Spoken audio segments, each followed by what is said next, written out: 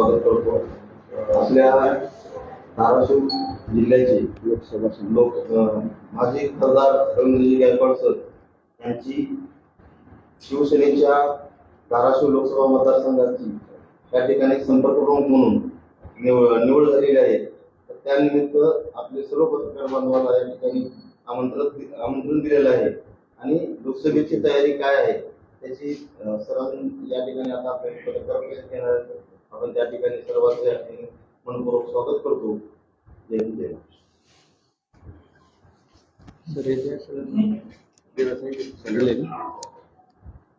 पत्र दिले तर माझी लोकसभा मतदारसंघ संपर्क प्रमुख म्हणून माननीय एकनाथजी शिंदे साहेब आमचे पक्षनेते यांनी नेमणूक केलेली आहे. त्याचं पत्र आपल्याला दिलेलं आहे. त्यानुसार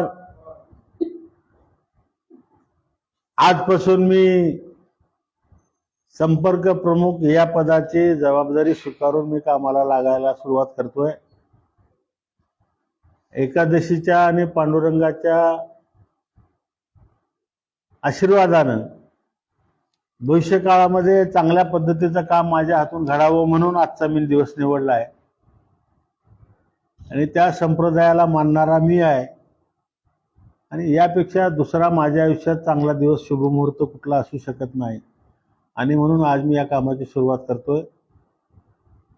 आता महाराष्ट्रामध्ये शिवसेना, भारतीय जनता पार्टी आणि राष्ट्रवादी काँग्रेस यांची महायुती आहे. या महायुतीमध्ये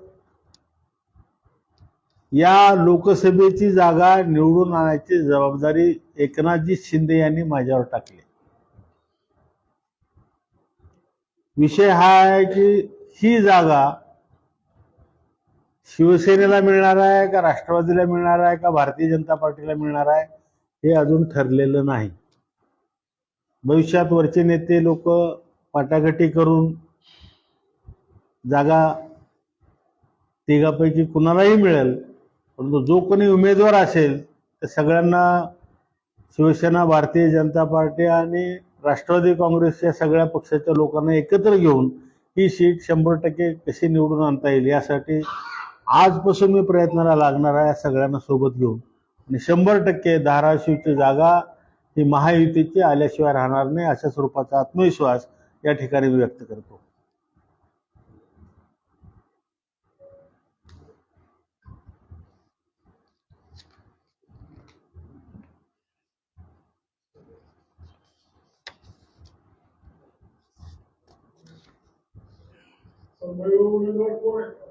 हा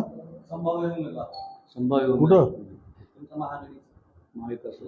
महायुतीचे उमेदवारामध्ये आता वरचे लोक ठरवतील. तसं शिवसेनेकडून संभाव्य उमेदवार मी आहे. राष्ट्रवादी काँग्रेसकडून संभाव्य उमेदवार सुरेशदाजी बिराजदार आहेत. भारतीय जनता पार्टीचा उमेदवार अजून कोण त्यांनी जाहीर केलेला नाही, पण त्यांची मागणी आहे. वरच्या लेवलला वाटाघाटी होतील, उमेदवार ठरल, जो कोणी ठरल त्याला निवडून आणायची जबाबदारी मात्र माझी आहे. कारण मागच्या 2 लोकसभा मी लढवल्यात, गावना गाव मी फिरलोय. त्या लोकसभा मतदारसंघातलं असं एकही गाव नाही की मी जिथं गेलो नाही. एवढं या मतदारसंघातल्या गावागावात आजपर्यंत कुठलाही खासदार गेला नाही. वाडी वस्ती तांड्यापर्यंत सुद्धा मी गेलेला आहे आणि त्यामुळं या मतदारसंघातल्या गावागावाची नाडी मला माहीत आहे. तिथले लोक मला माहीत आहेत. माझ्यावर प्रेम करणारे लोक आहेत, शिवसेनेवर प्रेम करणारे लोक आहेत, धनुष्यबाणावर प्रेम करणारी लोक आहेत. कारण हा मतदारसंघ 5-7 वेळेला शिवसेना या धनुष्यबाण चिन्हावर इथल्या लोकांनी निवडून दिला खासदार आणि त्यामुळे निश्चितपणानं ही जागा आम्ही प्रामाणिकपणानं प्रयत्न करून सगळ्यांना सोबत घेऊन 100% जागा आम्ही शिवसेनेला मिळेल तर शिवसेनेला काढू. राष्ट्रवादीला मिळाली तरी राष्ट्रवादी आमचा मित्रपक्ष आहे, राष्ट्रवादीची काढू. भारतीय जनता पार्टीला मिळाली तर भारतीय जनता पार्टीचा उमेदवार सुद्धा 100% या ठिकाणी आपण निवडून आणू.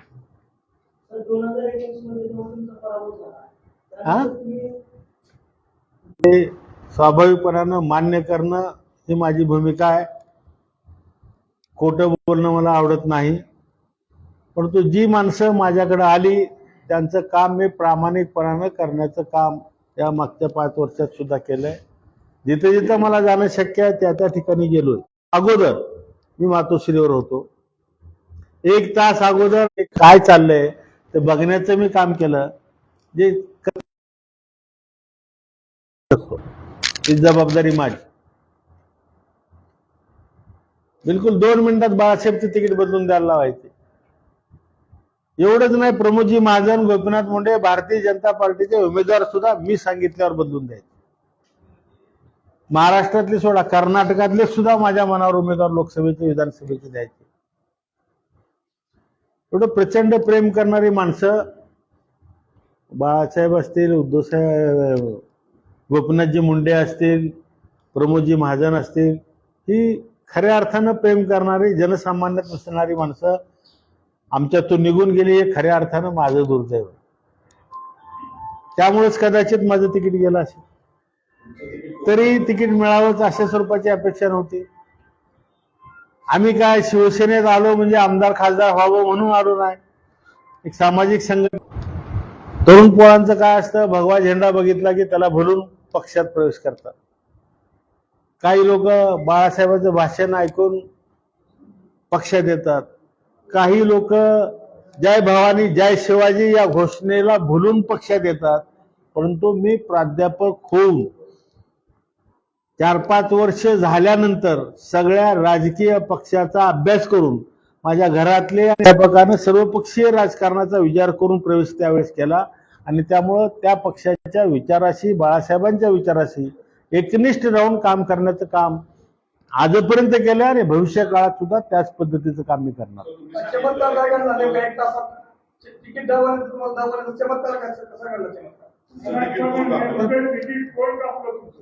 पक्ष नेत्यांना माहित, त्यांना काय वाटलं, काय कोण झालं. ही शिवसेना आहे. इथं एकदा आदेश दिला म्हणजे आदेश दिला.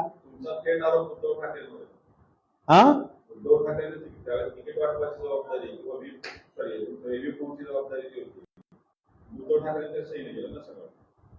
उद्धव ठाकरे तिकीट तुमचं का आपण म्हणता ना सर, बाळासाहेब ठाकरे जर असले असते तर तुमचं तिकीट द्यावं ना. 100% म्हणजे तुम्हाला आपला सकाळी जिल्ह्यातील काही ठिकाणी दगडफेक करण्याचा प्रयत्न केला. डॉक्टर पद्मसिंह पाटील उमेदवार नव्हते, राणा जगजितसिंह पाटील उमेदवार होते. मी इथंच नाही तर या लोकसभा मतदारसंघातल्या 5-6 तालुक्यामध्ये मतदानाच्या दिवशी गेलोय. आणि इथं भोसले हायस्कूलला आल्यानंतर भोसले हायस्कूलमध्ये 2-3 कार्यकर्ते आमचे शिवसेनेचेच कार्यकर्ते आमच्या सोबत येत होते. मी म्हणलो बाबा त्यांना थांबा, कारण ते सगळे पिलेल्या अवस्थेत होते. कदाचित त्यांना कोण सांगून पाठवलं असेल. मी जेव्हा गाडीत जाऊन बसलो बूथच्या बाहेर आल्यानंतर हायस्कूलच्या, तेव्हा ते लोक म्हणले सर कोणाला मतदान करायचं. म्हणलं बाणाला करायचं. मागील वेळेस तुमचं तिकीट कापलं, यावेळेस उमेदवारी स्वतःचा दावा म्हणताय.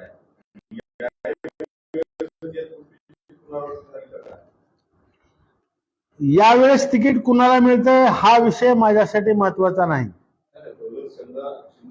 आता मी आमदार झालोय, खासदार झालोय, जे काय बघायचं आहे ते सगळं बघितलं. आता पक्ष म्हणून एकनाथजी शिंदे यांच्या पाठीशी राहणं आणि महायुतीमध्ये काम करणं हे माझ्यासाठी महत्वाचं आहे. पद ही येतात येणे जातात, ही कुठंतरी विचाराची लढाई आहे आणि त्यामुळं मला तिकीट मिळालंच पाहिजे अशा स्वरूपाचा आग्रह नाही. वर श्रेष्ठी तिन्ही पक्षाची म्हणून जे ठरवतील त्या पद्धतीचा निर्णय मला मान्य राहील. जो उमेदवार असेल त्याला 100% निवडून आणण्याची जबाबदारी माझी राहील.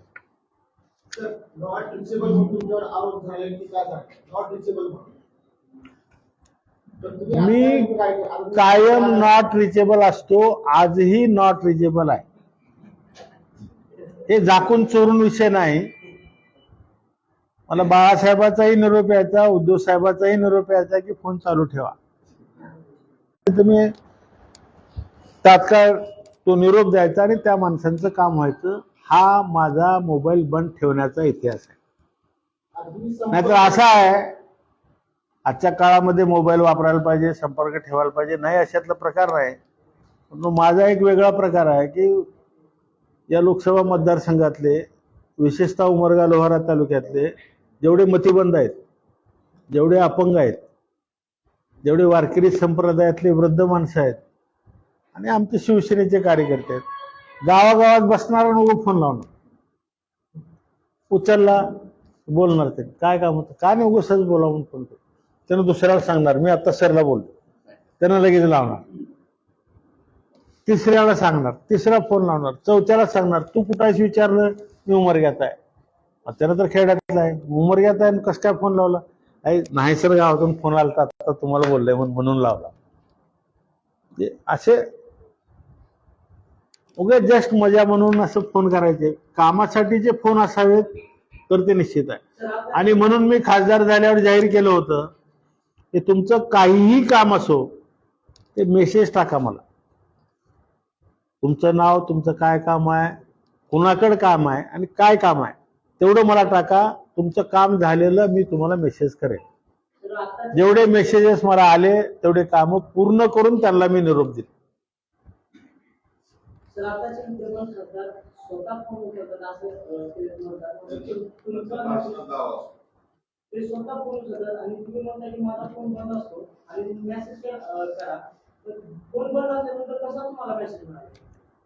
का बरं?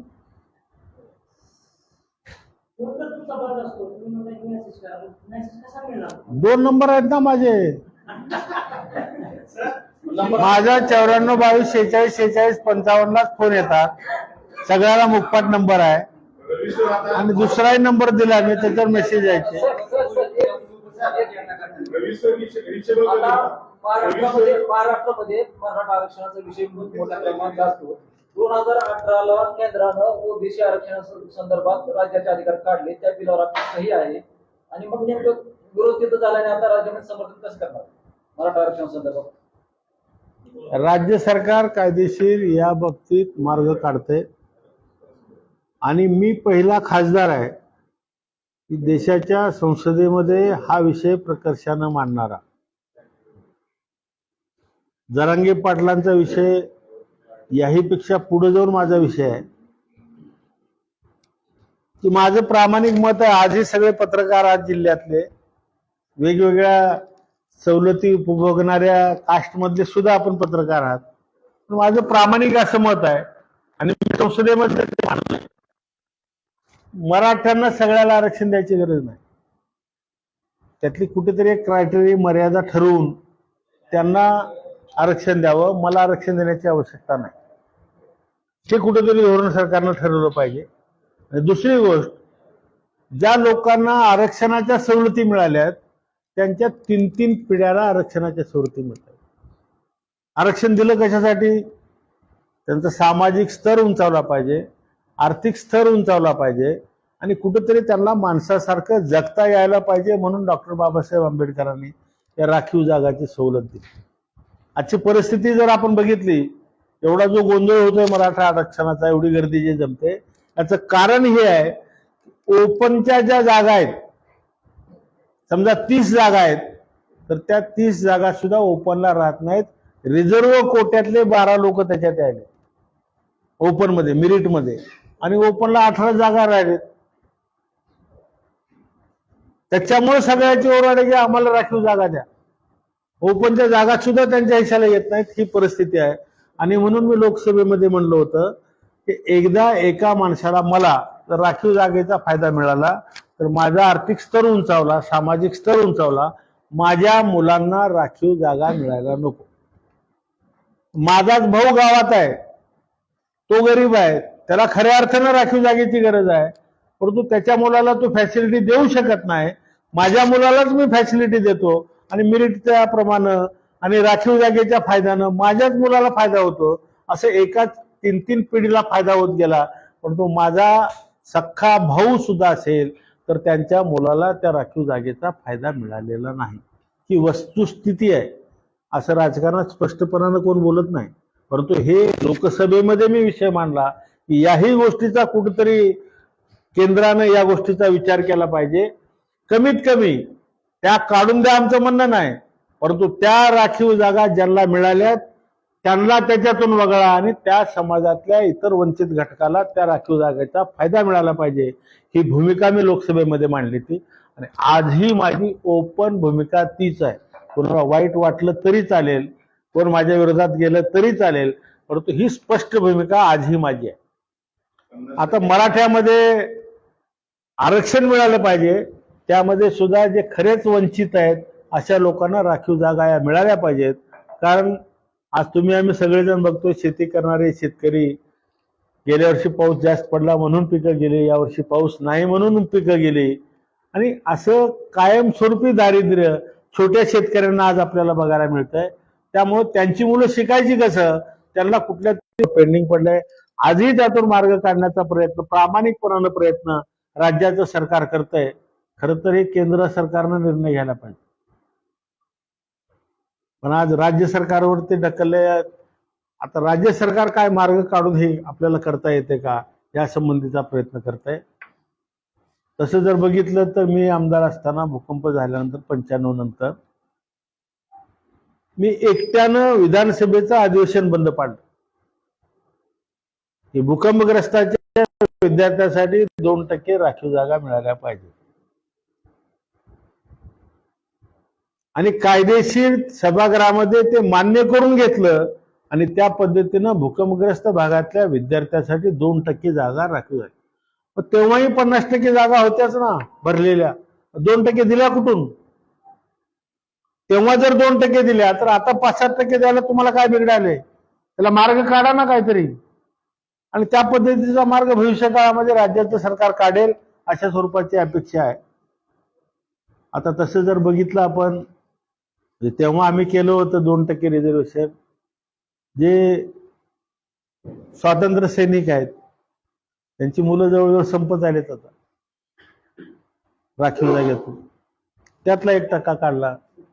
धरणग्रस्त आहेत त्याच्यातला 1% काढला, आणि 2% भूकंपग्रस्ताच्या मुलांना राखीव जागा त्यावेळी सरकारनं, राज्य सरकारनं दिल्या.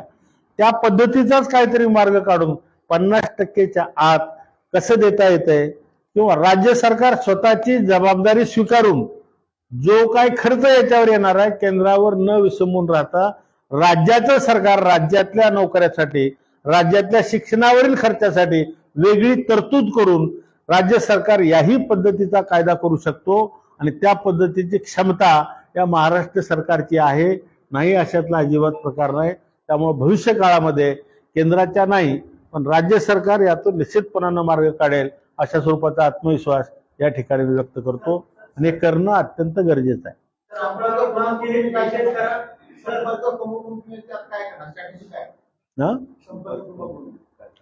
मी संपर्क प्रमुख म्हणून या लोकसभा मतदारसंघातल्या 11 तालुक्यामध्ये जाऊन पहिल्यांदा बैठका घेणार.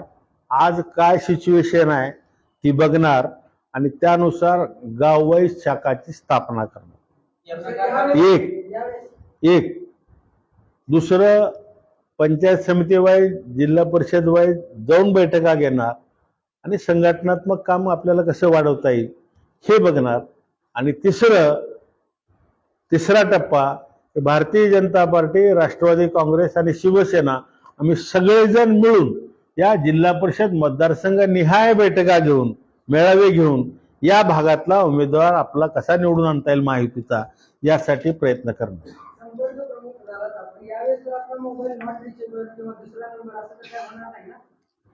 का?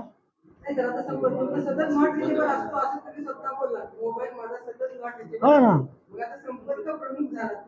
आहेत ना दुसरे नंबर, माझ्या सोबत असणारे नंबर आहेत ना 4-5. हो ना,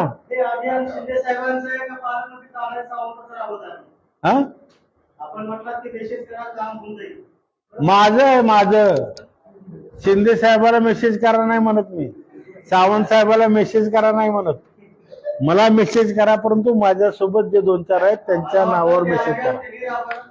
हे त्यांचा काय संबंध आहे? हा, त्यांनी कबूल केलंय की मी सर आमच्या दुरावा होता चूक झाली, त्यावर काय बोलणार? काय असा दुरावा आला? राजकारणात होत राहते. हं?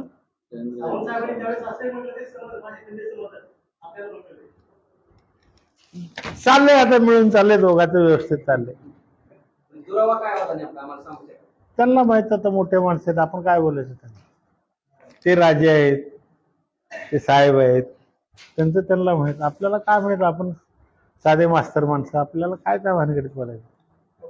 काम करायचं आपण बस. शिवसेना दोनदा आमदार केलं, खासदार केलं, पदही दिली, तरी आपण शिवसेना का सोडली? महत्वाचा प्रश्न विचारला तुम्ही. शिवसेना हा विचारांचा आणि लढण्याचा पक्ष आहे. हे विचार शिवसेना प्रमुख बाळासाहेब ठाकरे यांनी आम्हाला दिले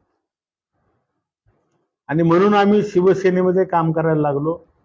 शिवसेना प्रमुख असेपर्यंत कुठल्याही शिवसैनिकाच्या मनामध्ये किंतु परंतु कधीही आलं नाही.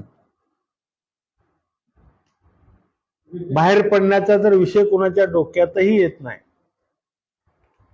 परंतु जेव्हा शिवसेना प्रमुख गेले तेव्हा त्याच्यानंतर शिवसैनिकाला, शिवसेनेच्या पदाधिकाऱ्याला, शिवसेनेच्या आमदारांना, शिवसेनेच्या खासदारांना, शिवसेनेच्या मंत्र्यांना ज्या पद्धतीनं हाताळायला पाहिजे होतं ते हाताळलं गेलं नाही. हा दोष उद्धव साहेबाचा आहे असं मी अजिबात म्हणत नाही. परंतु त्यांच्या बाजूला बसणारे जे 2-5 लोक होते त्या लोकांनी ह्या उद्धव साहेबाचा आणि त्यांचा संपर्क कसा आपल्याला कमी करता येईल त्या दृष्टिकोनातून प्रयत्न केले आणि म्हणून शिवसेनेतून एक माणूस फुटत नव्हता. एकदम 40 आमदार फुटले आणि तिथं मातोश्रीच्या भोवती बसणारे, मातोश्रीमध्ये बसणाऱ्या लोकांना ह्याचा अंदाज सुद्धा आला नाही. ते उद्धव साहेबांना सांगितले सुद्धा नाहीत पक्षप्रमुखाला की असं असं चाललंय साहेब, 40 लोक चाललेत. किती ब्रिलियंट लोक असतील हे. आमचं तर, माझं तर प्रामाणिक मत आहे की तेव्हा त्या लोकांनी सांगितलं असतं उद्धव साहेबांना, हे लोक 40 चाललेत, काय 5-25 चाललेत, करेक्ट आकडा जरी नसला तरी तुम्ही एकदा त्यांना बोला. उद्धव साहेब एकदा जर त्यांना बोलले असते तर एकही माणूस गेला नसता. शरद पवार साहेबांनी पुस्तक लिहिले लोकमान्य संघटने, शरद पवार साहेबांनी त्यामध्ये उल्लेख केला आहे की एनडीएल ब्युरोनं उद्धव साहेबांना कल्पना दिली होती की असं सगळं घडणार आहे, पण त्यांनी काही उद्धव साहेबांनी काय प्रयत्न केले असं शरद पवार साहेब स्वतःच्या पुस्तकामध्ये म्हणतात. पवार साहेब आहेत ते. आता विषय हा आहे की शिवसेनेतला एक माणूस फुटत नाही, एवढे 40 फुटतायत. आणि हे जर आमच्या पक्षप्रमुखाला, त्यांना सल्ला देणाऱ्या सल्लागारांनी जर सांगितलं नसेल तर यापेक्षा पक्षाचं दुर्दैव कुठलं असू शकत नाही. बाकी पक्षातले फुटतील, शिवसेनेतला माणूस फुटणं हे अत्यंत अवघड अशा स्वरूपाची गोष्ट आहे. तरी पण एवढ्या मोठ्या संख्येनं माणसं फुटली आणि तोपर्यंतही जर पक्षाच्या प्रमुखांना, जर पक्षाचं संघटन चालवणाऱ्या लोकांनी जर काही सांगितलं नसेल तर खऱ्या अर्थानं आमच्या पक्षाचं दुर्दैव आहे. विद्यमान खासदारांच्या कामकाजावर तुम्ही समाधानी आहोत का? विद्यमान खासदारांच्या कामकाजावर तुम्ही समाधानी आहोत का? बिलकुल समाधानी आहोत,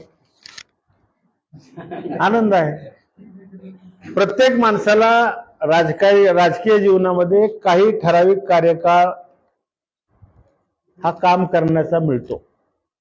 जी मिळालेली संधी आहे त्या संधीचं सोनं करायचं काम हे त्या पदावर जाणाऱ्या माणसाने करायचं असतं. आणि प्रत्येक माणूस त्या ठिकाणी पदावर बसल्यानंतर आपल्या परीनं काहीतरी करण्याचा प्रयत्नच करतो. सगळीच कामं माणसाच्या हातून घडतात असंही नाही. मी खासदार होतो म्हणजे काय सगळे कामं केले असं नाही. सगळेच कामं जर झाली उद्या कशासाठी निवडणुका लढवायच्या? काही कामं होणार नाहीत, झाली नसतील. त्याच्यामुळे एकदमच असमाधानी आहोत असं म्हणण्यातही काही अर्थ नाही. समाधानी आहेत त्यांच्याही कामावर. सर, आपण खासदार असताना असे कोणते 5 कामं केले त्यातून म्हणजे लोकांना हवा येऊ शकतात, असे कोणते 5 कामं सांगू शकतात आपल्या कार्यकाळात खासदार? माझ्या कार्यकाळात सोलापूर ते संभाजीनगर नॅशनल हायवे करायला लावला. माझ्या कार्यकाळामध्ये गडकरी साहेबांच्या पाठीमागे लागून अक्कलकोट ते तुळजापूर याला नॅशनल हायवेचा दर्जा देऊन काम करायला लावलं. फक्त ते अक्कलकोट कडून चालू झालंय, तेही शहापूर मार्गे नळदुर्ग तुळजापूर, तिथंच ते काम अडवलं गेलं म्हणून ते काम अजून आपल्याला झालेलं दिसत नाही. म्हणजे ते अक्कलकोट तुळजापूर गुलबर्गा असा मार्ग मंजूर करून घेतला होता. याच्यापेक्षा केंद्र सरकारच्या वतीनं ते काय यशस्वी झालो नाही त्याच्यात, परंतु गुलबर्गा ते लातूर हा रेल्वे मार्ग व्हावा आणि हैदराबाद कुर्डवाडी बार्शी मार्गे मुंबई हा एक रेल्वे मार्ग व्हावा याच्यासाठी आपण प्रयत्न केले. कारण गुलबर्गा आणि लातूर जर जोडलं तर दक्षिण भारत आणि उत्तर भारत एवढ्या कमी अंतरानं जोडला जाईल की प्रवाशांची आणि मालाची वाहतूक मोठ्या प्रमाणात कमी खर्चात शॉर्टकटनं करता येईल. आणि हैदराबाद ते मुंबई एवढा रोडवर लोड आहे की हा जर रेल्वे ट्रॅक झाला तर प्रचंड मोठ्या प्रमाणात स्वस्त वाहतूक होईल आणि हायवेवरचा लोड सुद्धा कमी होईल. त्या दृष्टिकोनातून आपण प्रयत्न केले होते. या दोन्ही रेल्वे लाईनला सर्व्हेसाठी टोकन बजेट